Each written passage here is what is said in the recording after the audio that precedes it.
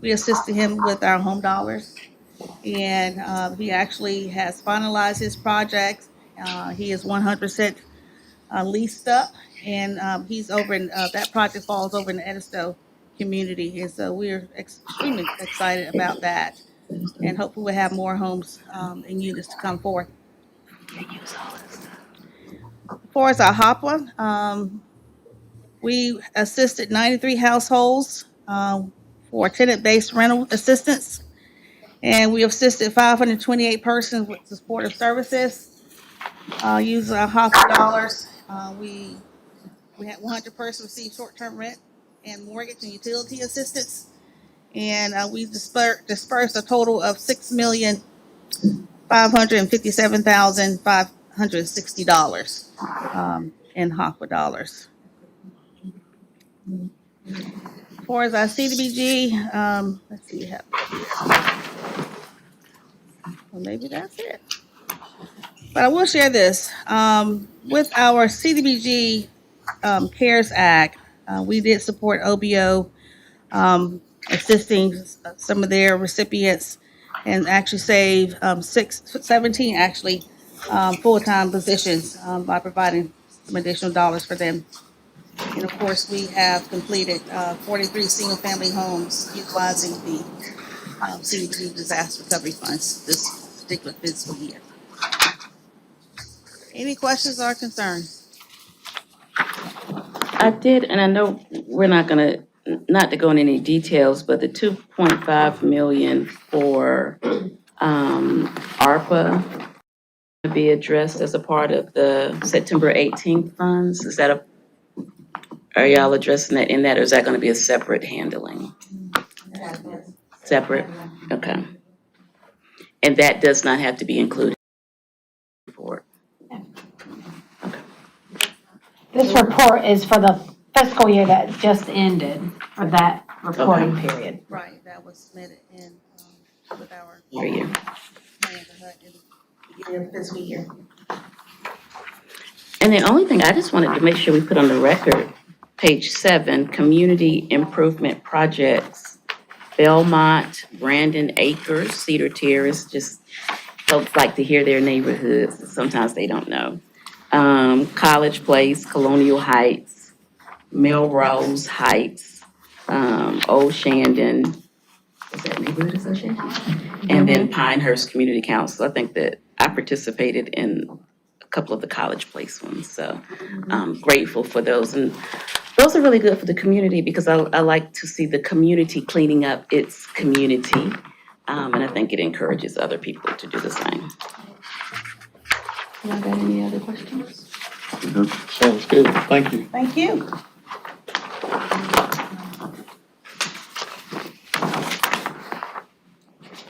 Do you need us to take any action if this is just on the record? On the record, all right. Oh, and there's no one here for public comment? Oh, I can't do that. No one's here for public comment. I just want to know for the record that we did open it up and there's no one here. Mhm. Well, thank y'all so much. Is that, y'all good? Very good. Great work that y'all are doing. I appreciate it. We will next move on to, for committee discussion, I'm gonna turn it over to Councilman Will Brennan to discuss Columbia Town and Gown Committee. Fantastic. Thank you, Madam Chairwoman. From our last meeting, we introduced the concept of the Town and Gown Association, and we asked staff to go and take a look at what that structure might look with the core tenets of working in coordination with city universities in our neighborhoods to really focus on neighborhood quality of life issues and smart growth initiatives around the schools and around those neighborhoods. So today we are going to hear what staff has put together from Ms. Peyton Lang. Her official title is Policy and Programs Advisor, and Krista Hampton, the head of planning. The International Town and Gown Association is right up the road in Clemson, so I imagine they've been a good help giving us templates to help put this together. So I'm excited to get an update on structure and timeline and how we can move this forward and really bring everybody to the table. So I don't know who wants to start.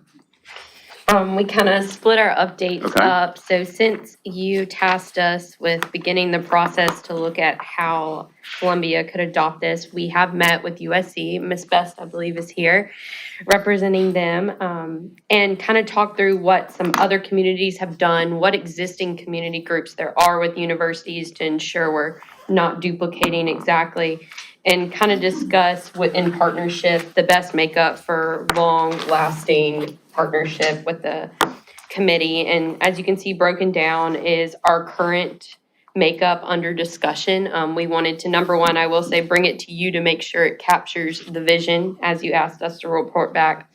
So just to walk through that, we have each of our college and university representatives here with a preference for a president or their designee to be active. 5 City of Columbia representatives capturing Columbia Police Department, Planning and Development, Code Enforcement, Parking, and the Mayor's Office. The asterisk designates, since the mayor will be the co-chair of this committee, this is an ex officio position unless he's not there, to keep it at an odd number. And then 4 neighborhood representatives, and it's proposed for the clusters of communities around our Columbia neighborhoods to designate who this will be, so kind of influencing partnership there as well, because we feel like those communities need to be the most represented. Someone from the hospitality sector as well as transportation, and this is kind of, we're fluid on the numbers here and making sure we capture enough voices, but not make it too complicated. And then, of course, our co-chairs. And that's kind of the first order of business, getting that structure in terms of what this will look like.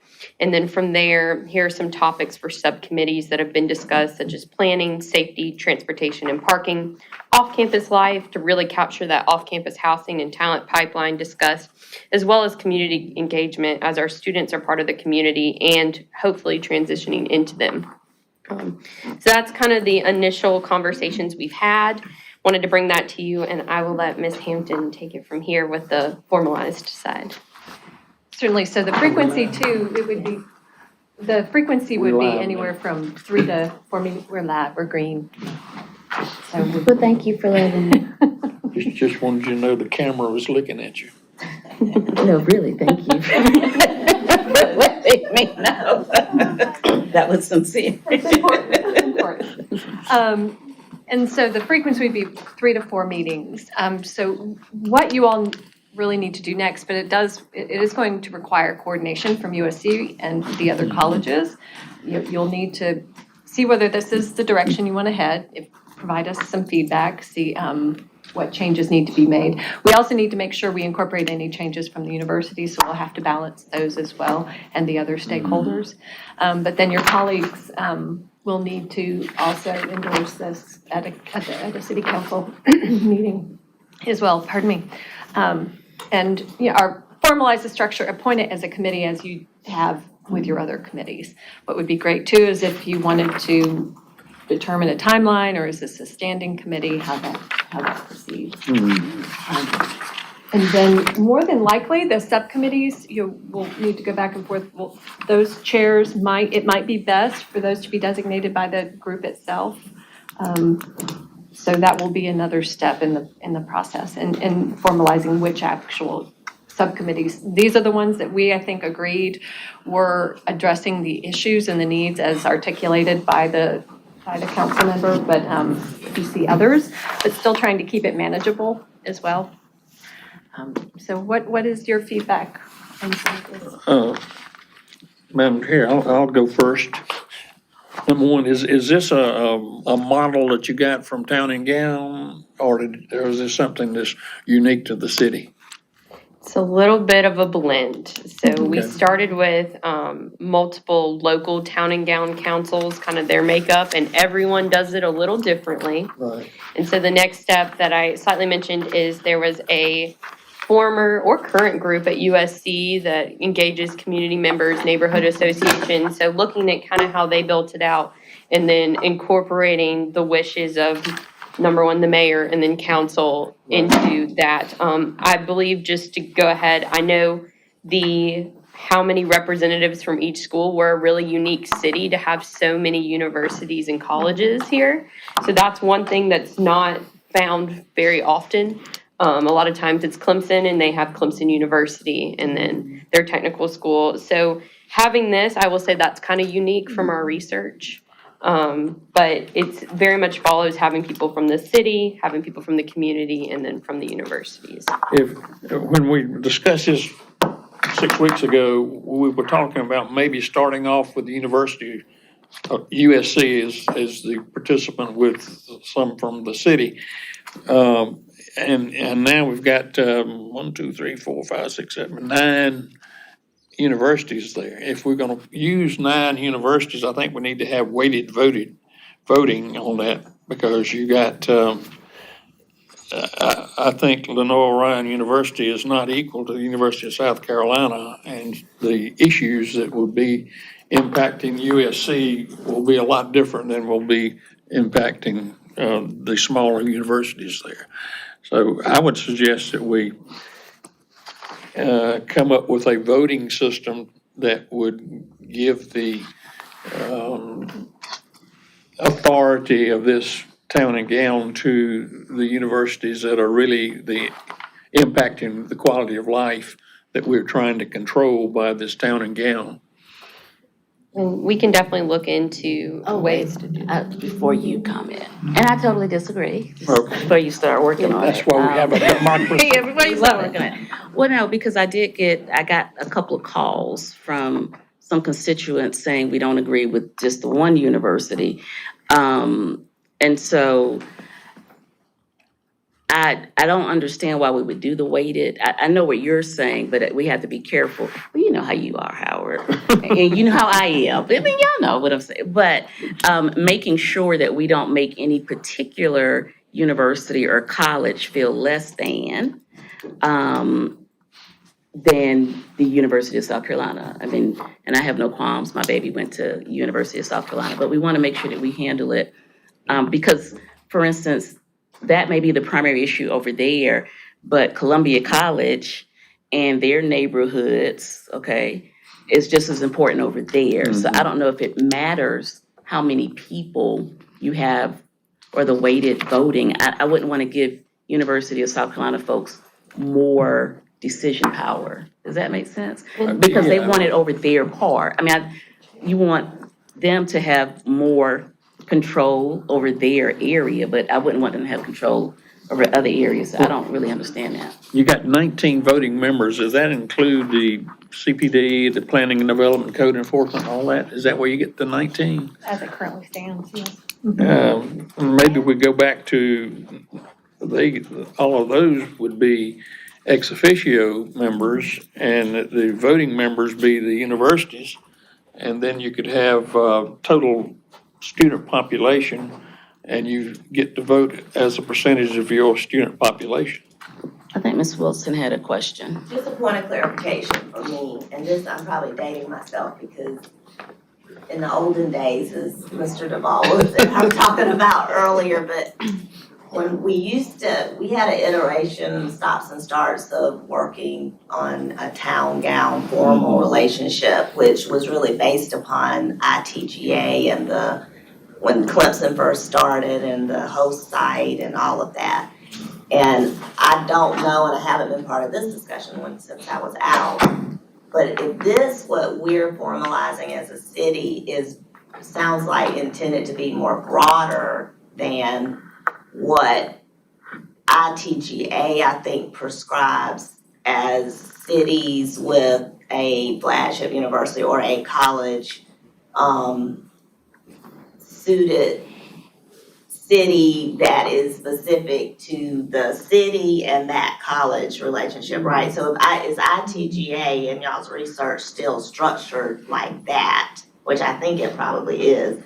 I'm just point of clarification. The intent of this isn't to necessarily follow the ITGA model, which if it is not, than I think the direction y'all are going, because we're a college town with lots of colleges and universities, and you're trying to create something that's more inclusive to what we're doing right here in Columbia with them versus being a member through ITGA necessarily, which I think we probably still can be a member, but that usually is like the city and the respective college or university, which they have all over the years, they've really developed, and they have all of the, the programming and the conference and probably some of the resources Krista and Katie found when they were researching. Am I off on that, or is that?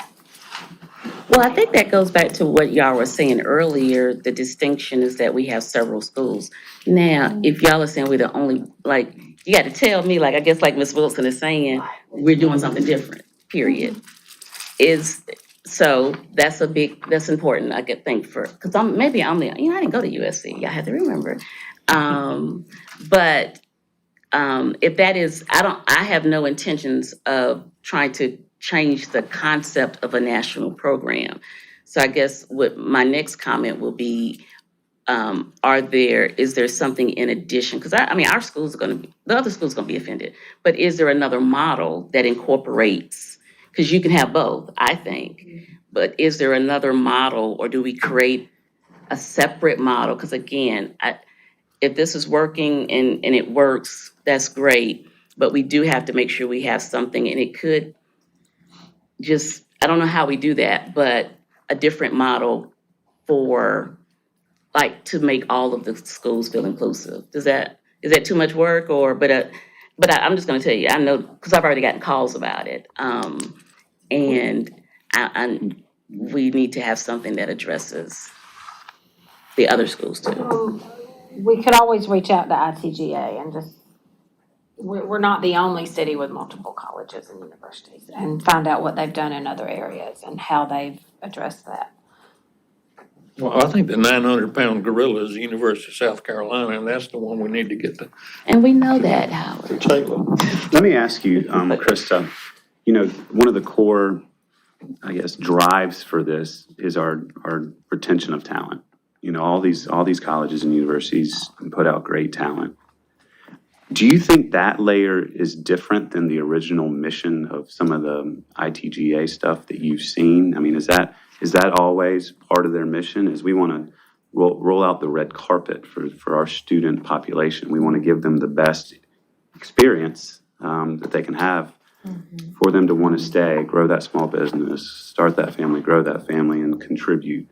Do you think having that in our kind of mission is different from what you've seen over research in the past? When you look at most of the committees, it really is about communication among these large institutions and ensuring that policies are aligned.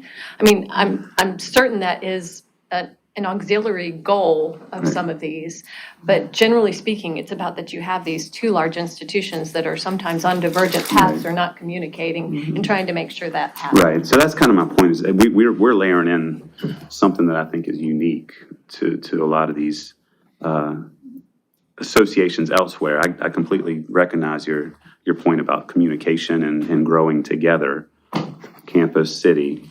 But I think it's very important that we include not only the University of South Carolina, but the other institutions in some form or fashion for voting. In that, because the end goal is, making the best experience for these students, for them to want to stay. Well, and for me, learning a little bit more about the overall intent, I would almost suggest looking at Town and Gown as the need almost for the university and the city.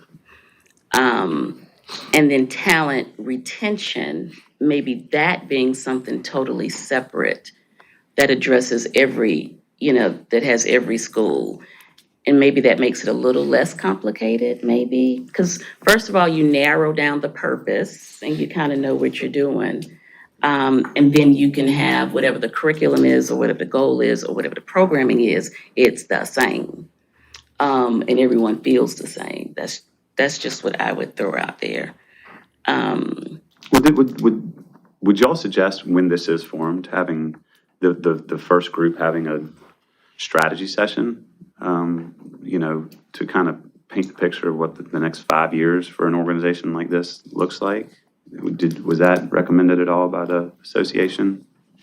I haven't seen it in the documents I looked, but for any good group, that usually is a good idea to determine what you're gonna tackle, at least for the first several years. And then your subcommittees as well, if you choose to have those, can have that same. Oh, let them discussion. figure it out.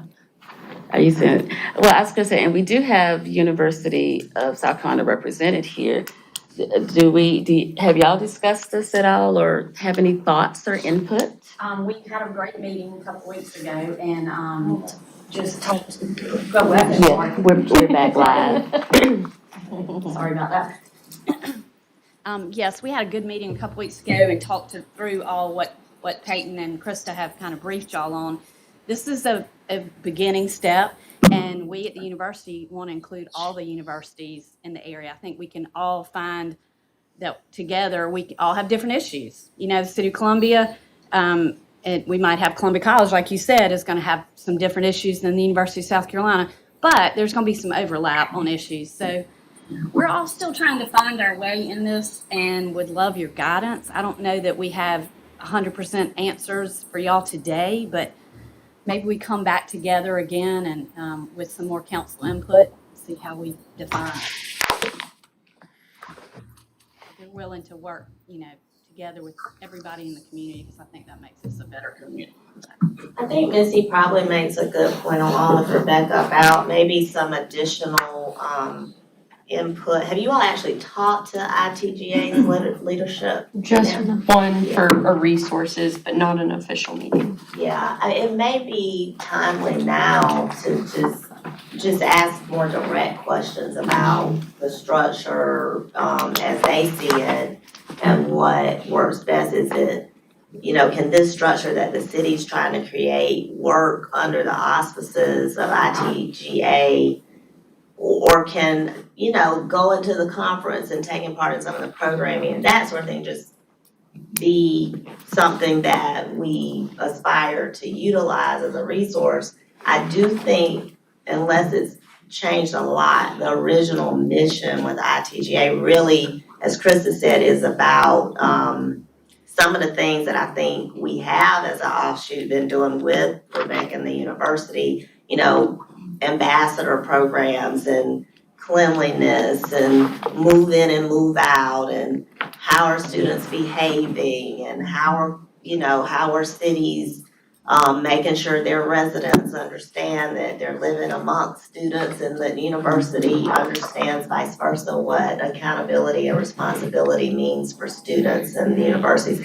From my memory and my understanding, that was the flagship piece of Town and Gown. I think surely over the years it has morphed, hopefully, to them addressing some of these other really great issues like retaining talent and retention. But if that is what I think you all want to be the focus of this, then maybe you need to build it around that's the focus and then use ITGA maybe as a resource or also some foundational things that might more apply at times to the university just because of where it sits and what it brings to the table and some of the things we're already working on with our staff.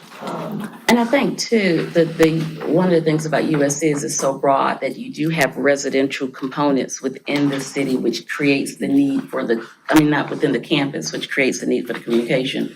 And so a lot of the other campuses are not like that. However, I do think that we've started having issues with Allen, and some of the development that they're having and, going back and forth. So I can see it different ways. Y'all just tell us we just want to find a good structure, but I think this is, because I also try to look at, where are we having issues? I'm not going to say this go, by the numbers, because of the sheer numbers, we tend to have more issues, and I think it's because we have the residential that's on the campus. But we don't hear a lot of those same types of issues from different schools, if that makes sense. So like, a lot of these are out and have their own campus, and there is no interaction, so there are no problems. So I think it kind of goes back to, first of all, let's be clear what we want to achieve, what that program allows us to do, and how we can kind of marry the two. Yeah, looking at it now, it almost seems like we should just make another subcommittee, the talent retention component, with an economic development kind of draft. I think that'd be, Yeah, Better I way. think that, yeah. And then let me ask y'all a question. The 4 neighborhood representatives, the college and university clusters, what's the vision there on the process for doing that? And would it be just I guess, a more efficient appointment process, one per district representative? What's the thought there? Do you want to go? Yeah, we didn't, there's a number of neighborhoods around each of these. And so instead of having one from each neighborhood, it would be one from each district. So, and who appoints that? Council at this point, Okay, right? I just wanted to make that That clear. was the idea. Okay. But again, that can, if you all feel strongly about something else, Council appoints those 4. yes, oh yes. Okay. Well, actually, I mean, council, let's see, and the hospitality sector. Who else? You've got the 2 committee co-chairs. well, Right, yeah, so you would do the hospitality sector because there's more than one So we'd hospitality appoint 5. sector. Okay. Yeah. Just wanted would to make that. the council, So 5 hospitality. would you make it an appointment, one per council district? Just one. I think you gotta look at where the cluster of neighborhoods are Yeah, you know, around the colleges. there are districts that have a lot of true. impact from the university. That's true. Mine being one of them, my home, not my district, being one of them. And I would think that there again, if we're gonna have a representation, it ought to be representatives from people that are feeling the impact of the students. Oh, yeah, I agree. Yeah. And I agree that those impacted by I'm you. so glad we agree. Oh, well, So this be an we're, application process. well, look, we're agreeing, but, Well, if And that's the- what your intent is though, too. Right. Is that what the intent is to address, is it about addressing those things, or is it about, more about, that's always gonna be there, but this is about talent and retention. I don't know that that matters as much about like it would seem more balanced and even across the city. Everybody's gonna care about talent and retention. But right, I don't, again, I'm always over here like the devil's advocate, what's your intention? But your first description about how it was when it got started is the feeling that I have I too. understand. It needs to be more about helping the university and the city population get along together to discuss problems, to solve problems.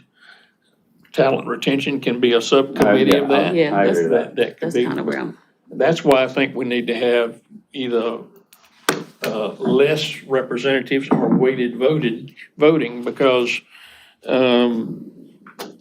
I think the biggest group that needs to be at the table is the university and the city neighborhoods. What do we So vote? is that expanding on the group that's already working from the university and the neighborhoods? I mean, I know it was focused on a specific part of campus, but expanding it to the whole footprint, because there's a group already doing that.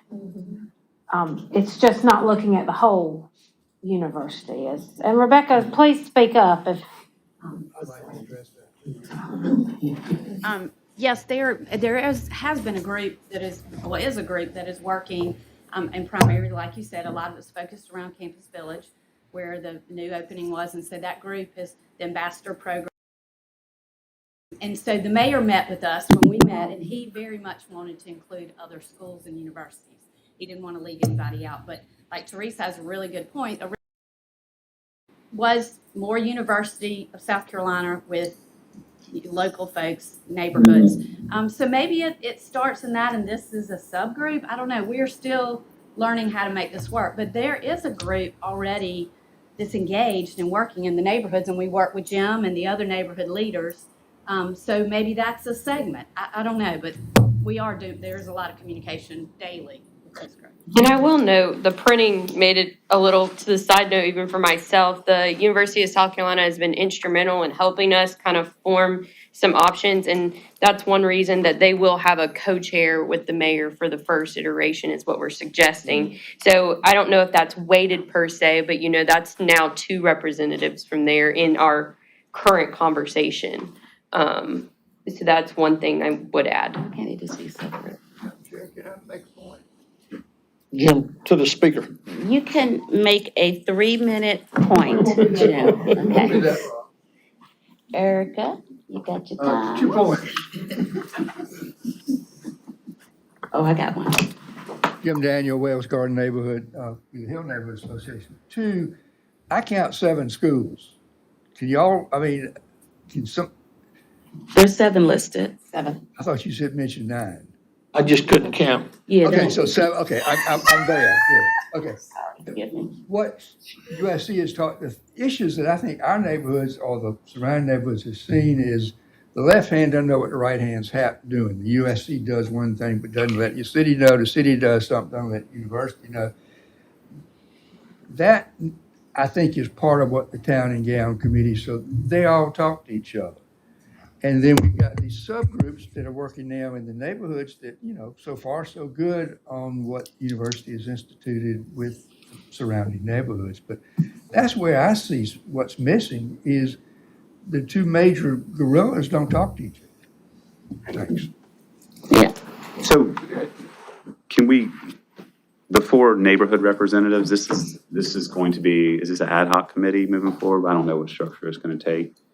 Can we just assume that it's interested citizens apply via our applications, comes to council, and we appoint 4? Yeah, I'd say appoint 4, but don't limit them to 1 from each district. Right. That's what I'm saying, yeah. I mean, I at some point, I think we need to make that call, though. I'm just gonna tell you, I'm totally fine with Town and Gown being for the University of South Carolina. I can say that. And then we figure out what we do for talent, pipeline, retention. I don't know if that's really a part No, of I think it or that's, not. and looking back now, I think it is a subcommittee. But I think in the application process, you let that resident tell, if they don't live around University of South Carolina, if they live somewhere else, let them, state their case as to what they can contribute. And I think this is kind of where Howard and I are agreeing but not agreeing. Let USC residents, citizens, and students and representatives, they should honestly let them weigh in on their own issues, which is maybe more extreme than what you're saying. Because Alan and Benedict, honestly, they don't want to weigh in on your issues because, they want to deal with their own issues. So we're kind of saying the same thing, but however y'all can structure that. But do you see what I'm saying? Like, they may want to know just so they can see how you're handling things. But I think, y'all vote. That sector that is being impacted votes on that issue. I would take out the 5 city representatives as voting members.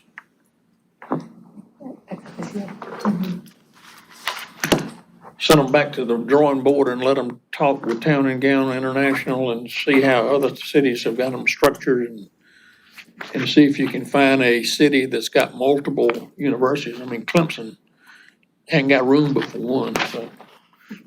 Well, so one quick question. Was the goal to increase communication between residents and the school or the school and the city? I think all 3. All 3? Yeah, all 3. So I don't know if I would take the city reps off. That was He's only. just saying, don't let them vote. They're still on the Yeah, they're still committee, and advisory. they're still participating. That's giving But our they had no- staff 5 votes. No power. Well, essentially, the only thing that this committee's bringing forward is recommendations. That's what we're voting on. Yeah. So it would have to go through the other silos to get buy-in, so. Okay. I think we have enough to talk to ITGA and bring back a follow-up recommendation. Great, thank y'all so much. Any other questions? All right, so, we're gonna move very quickly to the mobile market update. Thank y'all so much. And Jim, thank you for staying under the time limit. We're gonna move, Now, if we're gonna, like the other committee comes to hall. so no one told me we had a meeting, I'm sorry, okay. We'll wait for you. Who was in the other It's a- meeting? Well, right now it's a Start at 1 o'clock. and then the ED and I, Okay, so we're okay right now. so what's going on right now? Mr. Brown's having a separate meeting with staff about something else. Okay. Yeah. I thank you, I didn't know, I'm sorry, my apologies, do you all need to go to that meeting? You two invited to that meeting? I wasn't invited. All right, and no one told me, so I'm sorry, I didn't know. But we're gonna move it along. I'm gonna start, Miss Aisha Driggers is gonna give us the update on the mobile market, and we're gonna get to meet the wonderful folks who are gonna be, who were awarded the contract. I'm super excited, and then I'm super excited because someone told me last night that they also they showed me pictures of this grocery store downtown that was really cute, and I felt like I knew something that other people didn't know, so I really got excited. So I'm gonna turn it over to Miss Driggers. Yes, so I came before you a couple months ago to announce the selection and the award for our Food Insecurity Solutions Initiative to Tom's Creek. And I do have Shauna Cato, it looks like she's about to, okay, I thought she was about to leave. Yes, so I appreciate the Food Policy Committee and all their input they provided for this process. And they've continued to be great partners. Also, thank you to procurement for helping us get to this point. So we promised at that meeting that we would come before you again to introduce the selected vendor. So Larry from Tom's Creek Family Farms is just going to share some information about the business and then their steps moving forward. We're very excited to award this contract to Tom's Creek. So, Larry. Thank you. Couple things. I'm Larry Schneeberger, Tom's Creek Family Farms. We have a 200-acre farm out in Hopkins. We started in 2017. We have 7 big high tunnels. We grow 365 days a year. We just invested $2 million in the city of Columbia in our store, ma'am. Say that a little bit louder and directly, no, directly into the microphone. You moved it away, yeah. So we purchased a property at 912 Lady Street, Unit 100, for $1.2 million. And we have invested almost $700,000 into the grocery store. She has been there. She has been there twice. At It was where the 912, city studio cellar was. 912 Lady. We actually purchased a basement in 2015, and that's where Columbia Farms started. The original chicken hatchery was there. The building's 125 years old. It was actually Hanson Feed and Seed. It started as Kirkland Feed and Seed, and then it went to Hanson. So we actually brought it back to pretty much the original of what it was. And we have other farmers coming in. My first farmer was in Thursday, local farmer bringing stuff in. It's not just going to be Tom's Creek. But we're here to talk about the market, Yes. the mobile market. Yes.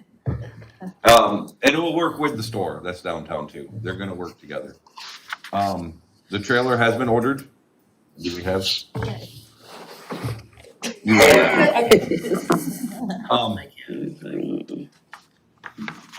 The trailer was ordered. I tried to source it locally and I could not because of the customization of it. It actually has to come out of North Carolina. It's just an example. This is an example, yes, of, so Kroger started this project about 4 years ago, the grocery store.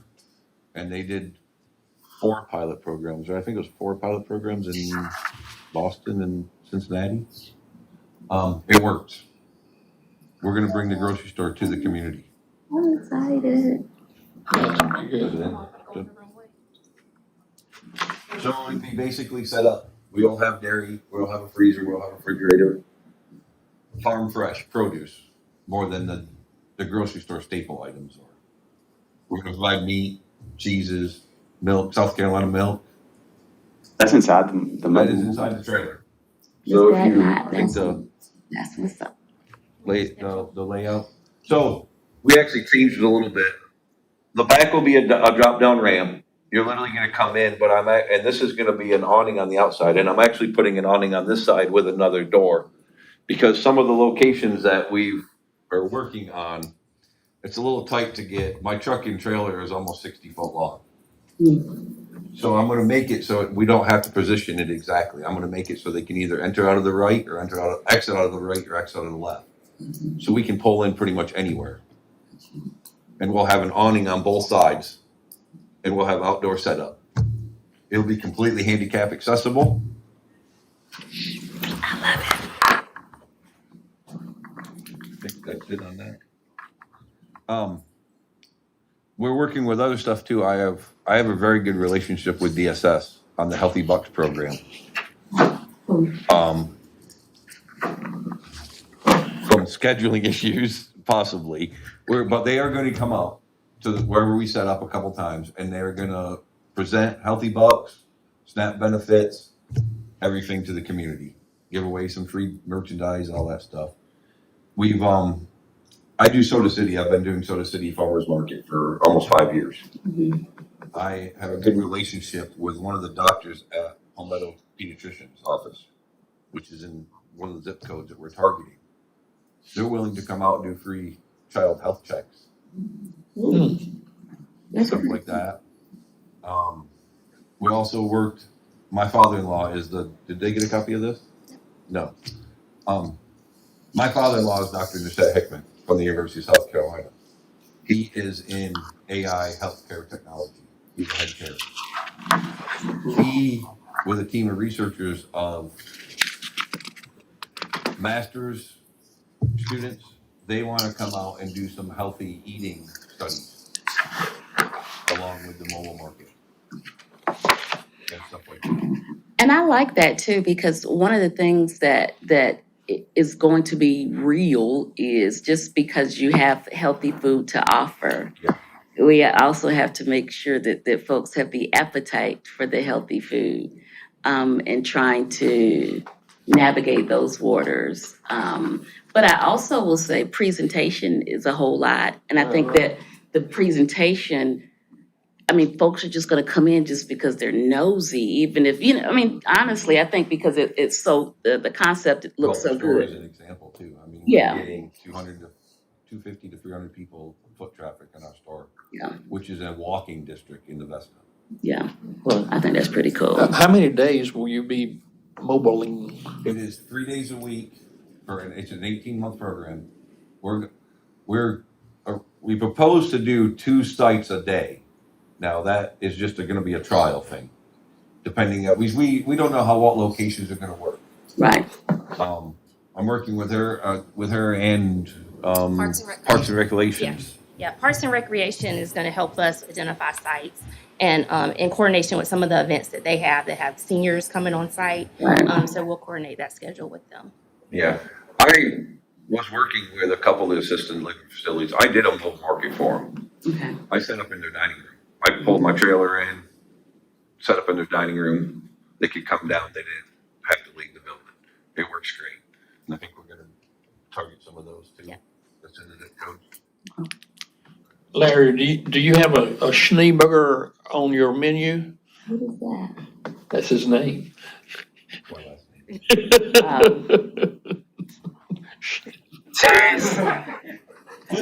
I know there was a question before, I think Councilman Brennan asked about prepared foods. We did say you can't utilize, I believe, SNAP benefits for Yes, prepared foods. prepared But there may be foods. some options for us to have that, but they wouldn't be able to use their benefits. So we have a full DHEC inspected kitchen at the store that we built. But going back to that question, but there will be prepared foods on the Yes. market, okay. To an extent. Like sandwiches? No, it would be probably more heat and serve, take and bake stuff I got you. that would feed a family of 4. Stuff that I could do. Yeah. I like it. I like it. See what they mean? Okay. Does anybody have any questions? I'm really, really excited too. That's gonna be a great program. When will it be operational? Yeah. Well, we spoke end of the year, but then we decided I really don't want to launch at holiday time. Good idea. I want to, Mid-January. yeah, mid-January. With the customization of the trailer, they needed an extra 2 weeks from what we considered. Right, And I want to get after the holidays. yeah. I don't want to, it's gonna be too kind of craziness, Thanksgiving, holiday, Christmas, New Year's. And the good thing about having a mobile market is people don't spend money in January, but they have to eat. Yeah. So, they're gonna continue to buy groceries. As of right now, we're gonna look, it will be built by the mid-December. I'll have it done, ready to go. Well, we're so glad to have you here. Well, you're not here, Miss Cato, we've been talking about this for a long time. So, I know we're really happy, that we were able to get this to here. Thank you, Missy. Thank you, Aisha, and we're looking forward to anything we can do to help, you right there. Thank you. Thank you. My Vista friends are very excited about your new grocery store downtown, too. You guys need to come down and see it. What time did we start? What's the last one? The grocery store. Thank you. No, rebate program, okay. It's like it's Ryan, I saw Ryan in and out. Did Ryan have to go to the meeting across the street? Across the hall? Possibly, but Kelly's here and Oh, come on up, Kelly, I Krista's forget. here, so yeah, I think we can. Okay, well, no, that's fine. So, the next thing on the agenda, and hopefully we can do it in 5 or 10 minutes, and if we need to come back, that's fine too. No, I'm a stickler, but this is the business license incentive for grocery stores. And as you all remember, the mobile market is something that we thought would be a great temporary solution until, we can get some more grocery stores, physical grocery stores in some of these areas. And Greenville had implemented a business license incentive program that covered a whole bunch of stuff. Like they were looking at all of the markets that I think that they thought they needed. So staff has looked at Greenville's ordinance and made some recommendations. And Ms. Kelly, what's your last name? Smith. Ms. Smith, can you take us through the recommendations that you all have? Absolutely. So in looking at Greenville's, excuse me, sorry. In looking at Greenville's incentive program, they had it defined as a retail grocery store. They specified the NAICS code on that just to make sure it's clear for applicants. We did the same in ours. We also went with, speaking with Krista's team from Planning and Development, and established the business area and the boundaries. And we have listed here the different corridors. I don't know if Krista wants to speak on that at all. Did we run this by the Food Policy Council too? We haven't shared that, but we will. Okay, just make sure they get because they're the ones that did all the, at least all that researching, all the research data stuff. Yeah, just make sure they okay it. Okay. We also looked at qualifying business, meaning it would have to be zoned for that use in that area. We looked at retail business and defined it similarly to what Greenville had in terms of selling food for retail, for home preparation and consumption, fruit and vegetable markets, retail bakeries, specialty food products. Just to make sure, again, to keep it defined, so that there's no ambiguity there. Special emphasis on neighborhoods that had those food deserts that you had mentioned before, which would fall into those corridors that were established by Planning and Development. We looked at it being an application process and an approval process. Not certain on who, I would assume that it would be a committee such as you guys to review the applications, or OBO. OBO would review them, excuse me, and make the approval, which would then prompt us at business licensing to kick off the reimbursement. We created another compliance thing that y'all had to look at. Sorry, I didn't know. But I'm glad we have it. Okay. Oh, thank you. We established that it would be for newly established qualifying businesses. We set out here that it would be one time per location, 100% of the business license tax. So you'd get 1 year back. Correct. Looking at Greenville's, they do 5 years. So they do 5 years max total. Right. And they would be able to get that rebate for the 5 years. We just went with the 1 year, but So I don't think that's a real incentive. So I would look at something definitely more than 5. okay. But the helping establish buildings, grocery stores stay was also real critical. So we do need to keep that because the only reason we're here is because we did have grocery stores that chose not to stay. So I think that's a critical factor. You wanna look at more than 5 or more than 1 year? I mean, I just More don't than think 1 one. year is, Yeah, is okay. any, yeah. I'd like to add Bull Street in up there with Colonial Drive.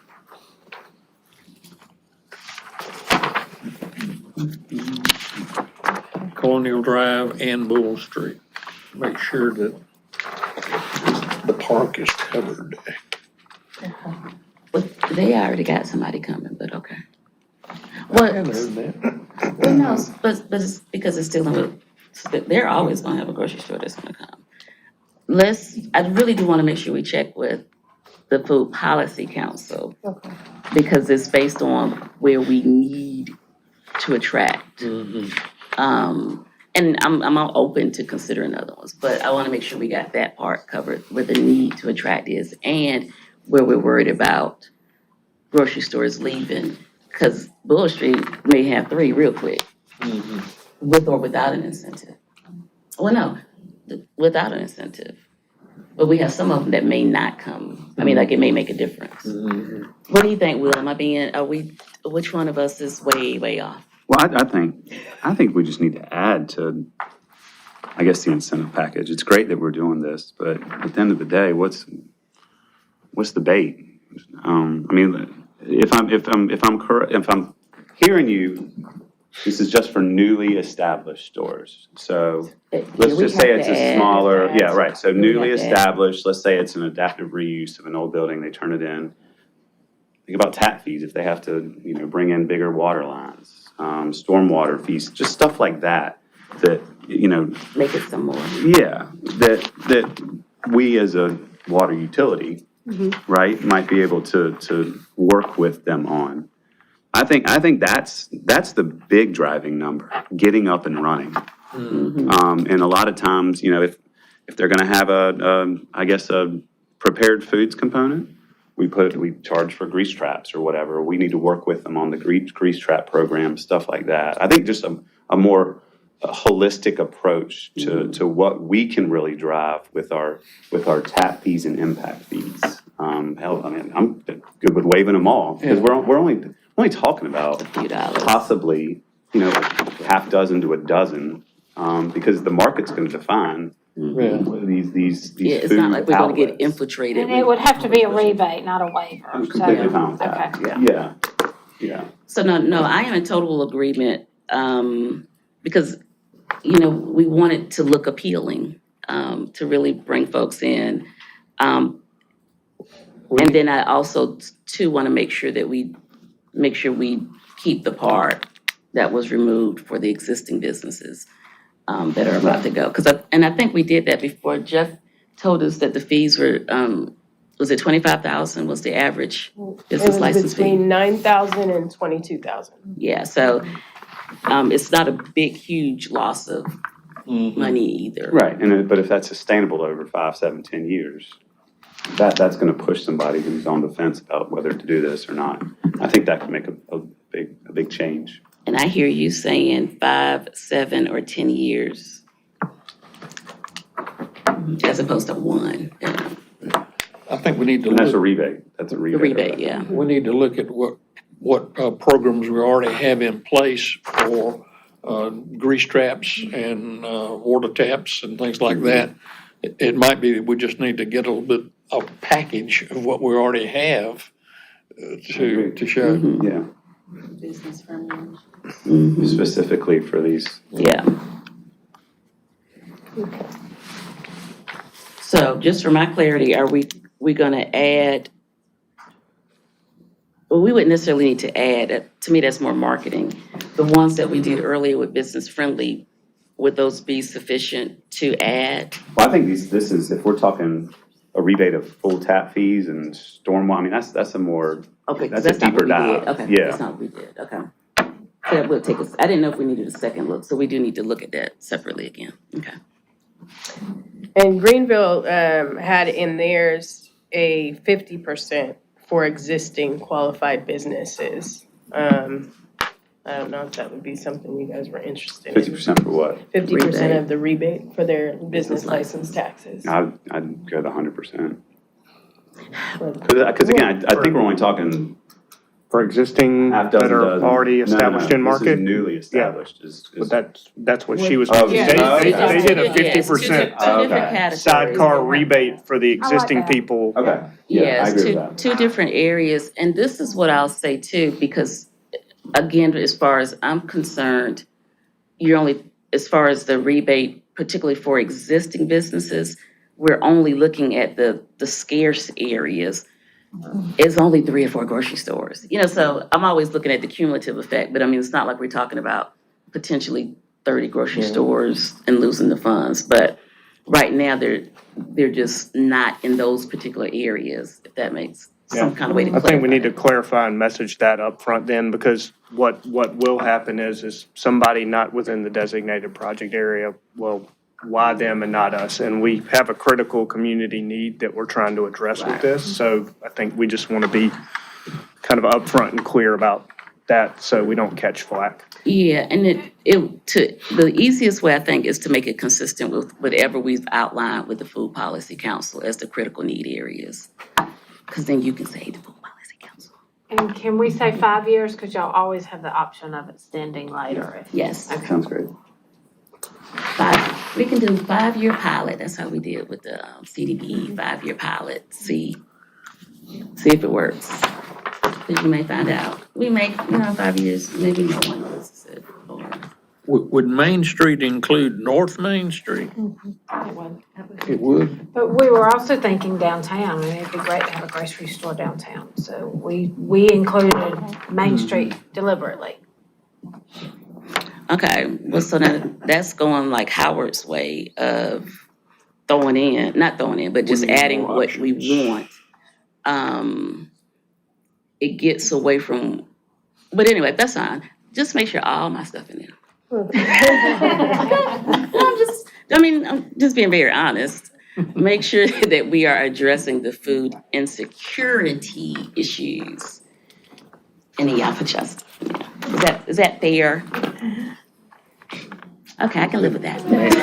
Main from the capital to 20, essentially. Yeah.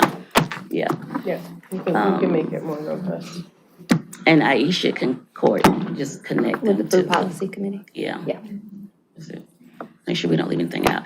Yeah, this is great. And whenever y'all get the updated draft, if you could just email it to us. We don't need to meet and go over it again. Is that fair? Sounds great. Thank you. I'm sorry we did go, it looks like we went over about 15 minutes because we started at 11:17.